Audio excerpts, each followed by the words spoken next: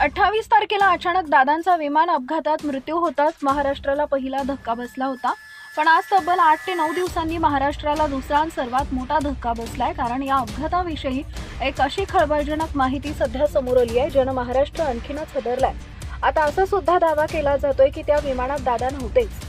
ज्यावेळी या विमानात बसलेल्या लोकांची खरी यादी समोर आली त्यामध्ये विमानात 6 जण बसले होते असं सांगण्यात आलंय। पण या अपघाताच्या ठिकाणी मृतदेह 5च सापडले। मग तो 6वा व्यक्ती गेला कुठे? तो व्यक्ती वाचला का? आणि जर तो वाचला असेल तर मग तो कोण होता? तो पायलट होता की खुद्द दादाच वाचले? हे दुर्दैवी प्रकरण घडून 8 ते 9 दिवसांचा कालावधी उलटलाय। पण आज अचानक एक अशी माहिती समोर आल्यामुळे लोकांच्या मनामध्ये संभ्रम निर्माण झाला। कालपर्यंत टीव्हीवर सांगितलं जात होतं की विमानात 5च जण होते आणि 5 जणांचे मृतदेह सापडले।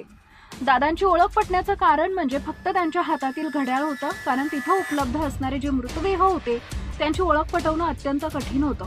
दादांवर अंत्यसंस्कार होऊनही बरेच दिवस झाले, पण आता अशी धक्कादायक माहिती समोर आल्यामुळे संपूर्ण महाराष्ट्रामध्ये एक वेगळं वातावरण तयार झालं आहे।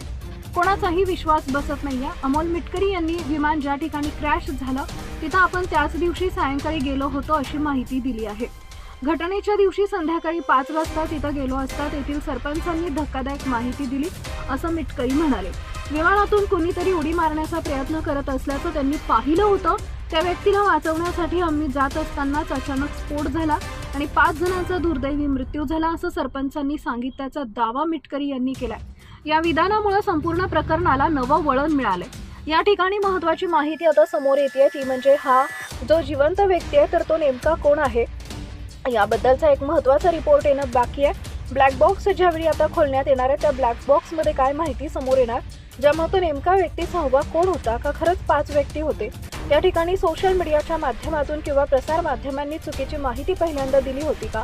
कारण 5 व्यक्ती होते आणि 6वा व्यक्ती चुकून तोंडातून त्यांच्या गेलाय का?